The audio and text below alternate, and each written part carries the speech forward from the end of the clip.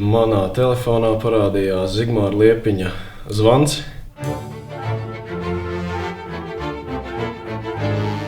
Vai es nevēlētos atnākt un pamēģināt? Bail.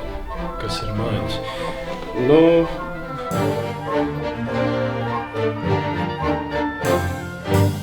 Es tās nesaku par bailēm, tas ir izaicinājums priekš sevis darīt kaut ko, ko tu nedari ikdienā. Vai tās ir bailes? Nē, tas ir tāds iekšējs nemieris.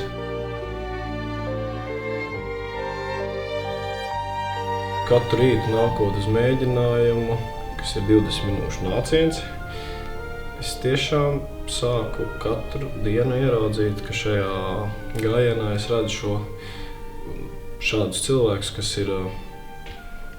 kas principā man noderēja, veidojot Quasimodo tēlu.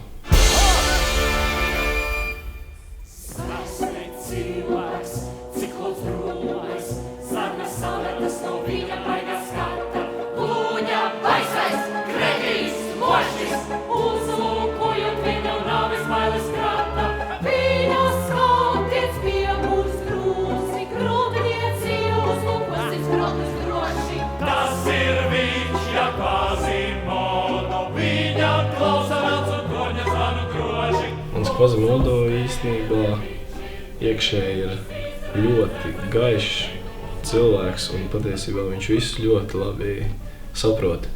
Un tas viņa kroplums patiesībā ir tikai āršķirīgs kroplums.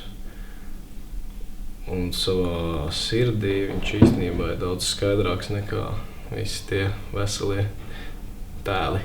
Es gribu pie zvaniem, sadziedēs rokās, un dvēseli sadziedēs līdz, un dvēseli sadziedēs līdz.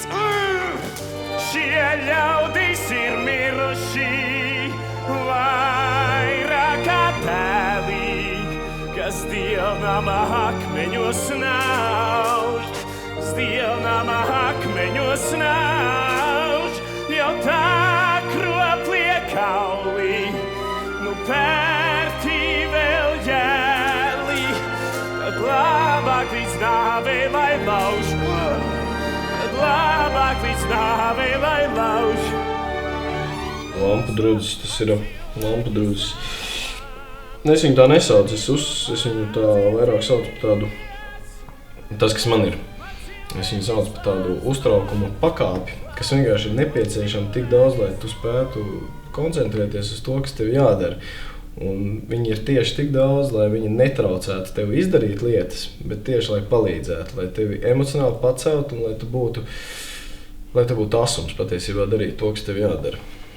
Iekājām jums, es klāšu, ko gadiem es slēpu, ir svēts noslēpums pasaulē lieks. Kā ievai pirms tumsībā pasaulē grība, šis tārs mana ēdene būs.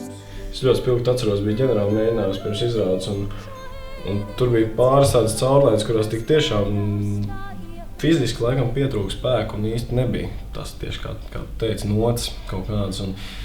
Bet ģenerāli mēģi es kaut kā pilnīgi sajūtu, ka ir šī aura uz skatuves, tas tieši runa pa finālu.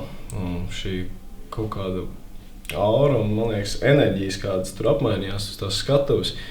Viņas tik tiešām bija man kā tāds papildus dzinūs, lai es spētu izdarīt. Un savā ziņā es tam arī katru reizi noticu, lai cik būtu arī varbūt šeit vēl Grimētavā atrodoties, būtu fiziski varbūt grūti. Es zinu, ka uzejot skatuves šīs emocijas un šī enerģija, kāda mums apmainās starp aktieriem, man palīdzēs.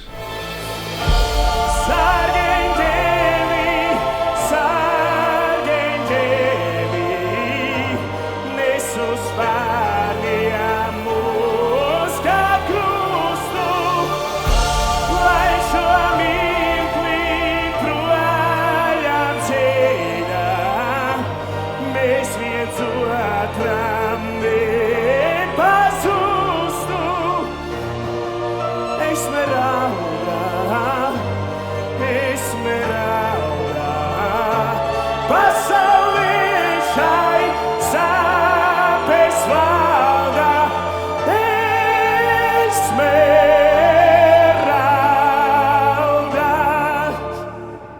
ir viena vieta tuva, kas ir tieši ne fināla šis dziedājums, bet muzikāli ļoti līdzīgs, tikai vārdi atšķirās. Otrā cēlienā šis zvanu dziedājums, pēc kura manī katru reizi ir kaut kāda tāda sajūta, kur ir tik tiešām grūti aprakstīt. Un tas brīdis, kad tas Quasimodo dodās prom, nodauzīts, knapi kustās.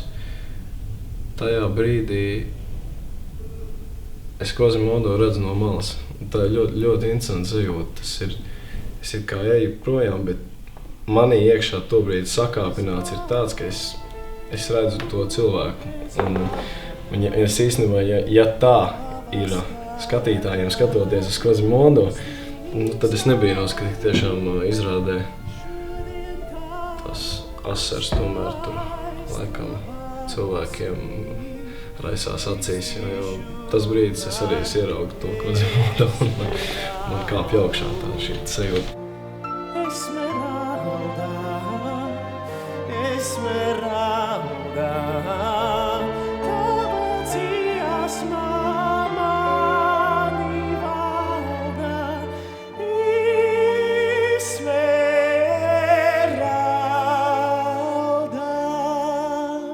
Man liekas, tādēļ vien jāatnāk, lai iekustinātu to savu emocionālo stāvokli, kas varbūt mums ikdienā ir ļoti tāds nemainīgs. Un man tiešām liekas, ka šī mūzika kopā ar šo stāstu, kas arī ir aizkustinoši, kaut kā rada to, ka pat cilvēki, kuri man ir teikuši, ka viņi nekad izrādēs vai nerāda, vai ir diezgan tomēr tādi, vai ne, ieturēti, bet viņi saka, ka tiešām šī izrāda aizkustina un tā teikt, lai to emocionālo un sajūtu dažādību